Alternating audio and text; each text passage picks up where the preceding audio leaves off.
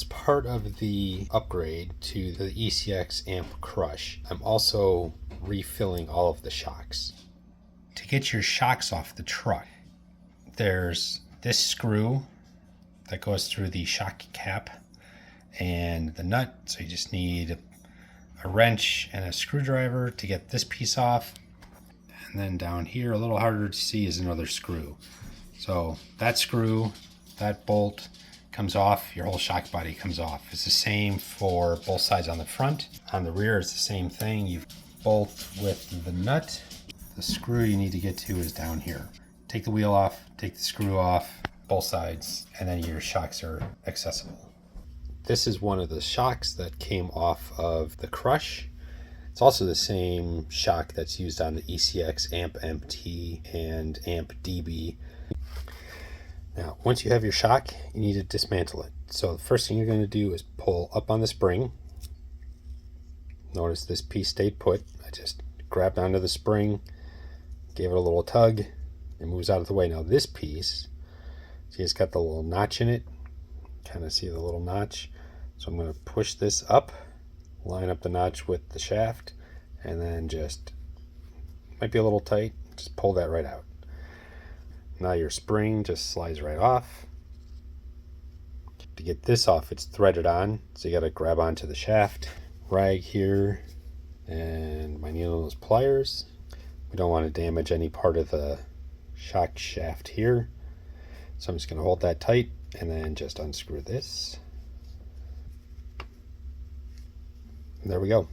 It's pretty much disassembled. I'll take the little spacer out. And now my shock body and components are ready to be cleaned up, and then the shock refilled. Relatively clean enough I can take it apart. So this part just unscrews. So I'm just going to grab onto this, hold on to the shock body, and it's just plastic, so it doesn't take a whole lot of effort. I'm just going to unscrew that. This is the cap. So these shocks do not use a bladder. Some shocks actually have a rubber bladder that sits in here, but this one just uses the O-ring. Put that back here to get cleaned. And if you look, you can actually see the oil isn't too far from the top. So this one's actually not too bad. It's relatively full, but still not full enough. You can see where I'm touching it here. So we're just going to empty that, because we want to refill it with clean oil, because obviously, look at that. It's kind of dirty. All right, so we're going to set that down. Then we're just going to push out push that out. We'll grab onto that. And there we go. Set that aside. We'll clean this off good. Make sure we get all that grease off of that. There are tiny little holes. We got to make sure those holes are clean.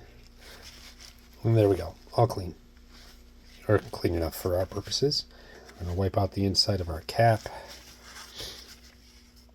And then, to clean out the inside of that body, take a rag, whatever you got handy, Q-tips, whatever works for you, and just get the inside of that body cleaned out. I just cram some paper towel in there, wipe that out, dirty oil on there. Now this end holds the O-rings that seal around the shaft and keep the oil from leaking out. I haven't done anything with these. I mean, if you need to change them, or if you want to check them, you just unscrew this cap, and there's your O-rings. There's 2, I believe, inside. But otherwise, just make sure that's tight. And now, this one's ready to be filled. From what I can tell from my local hobby shop and from what I read online, most stock shocks come with a 30 weight oil. I'm actually going to use a 40 weight, which is a 516 CST. This is from Team Losi Racing shock oil. It's a 2-ounce bottle. I've already redone all the shocks on 3 vehicles, so this bottle is getting low, but Now, this is a trick I saw online. Most times they tell you to put your piston, I guess you could call it, inside and then put oil in, but you get a lot of air trapped. So what I saw somebody do, they actually just put your finger over the hole in the bottom and then just put some oil in.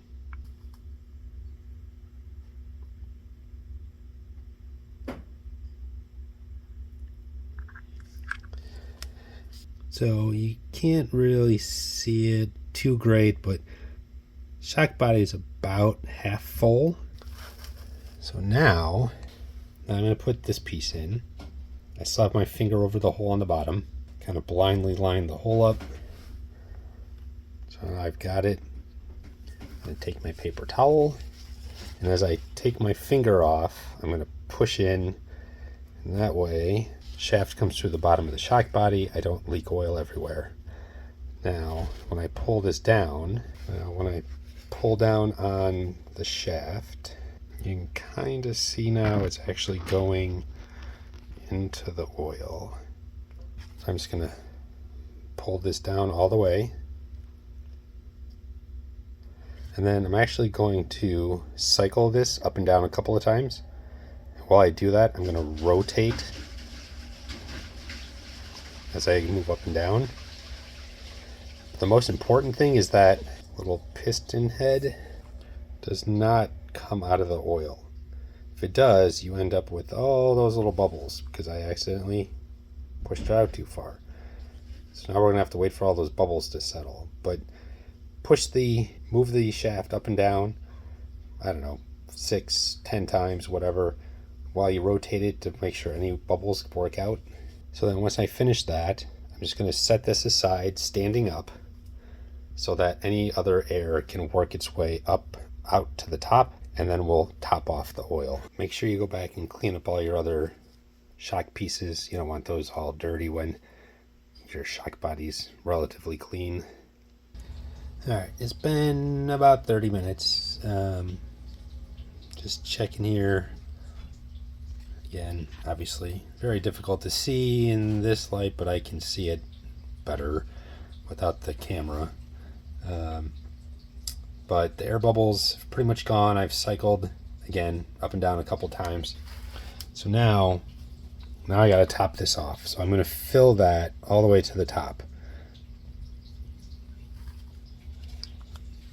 So now you should be able to see the oil is all the way at the top there. Actually, now that it's all the way filled, I'm going to just very gently cycle this again.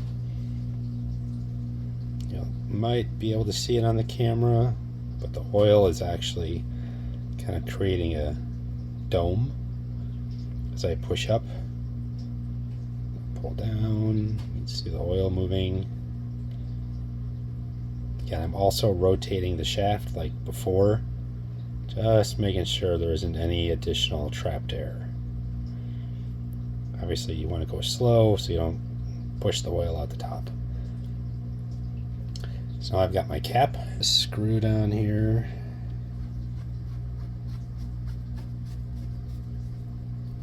Get that nice and tight. Now, when I push on my shaft, gets tight and it springs back. And that is basically what it's supposed to do. So the next step is just to reassemble your shock. I'm going to put my spacer clip back on. This gets your end piece gets screwed back on to the end of the shaft. Okay. Again, you'll have to hold the shaft with pliers or something to get that screwed on. Take your spring goes on. Again, grab that, pull it up a little bit so you have some room there. We're going to take our other piece here. Kind of the big open end goes to the spring. So we're going to go over the shaft with the cutout. And we're going to pull this down. And then we'll let our spring go, make sure it's seated. So there's one of the rebuilt shocks. Works nice, feels good. Get that back on the truck and make sure it works the way it's supposed to, but I'm not an expert. There's a lot of people online that have a lot more experience building shocks. So just look up how to rebuild RC car shocks.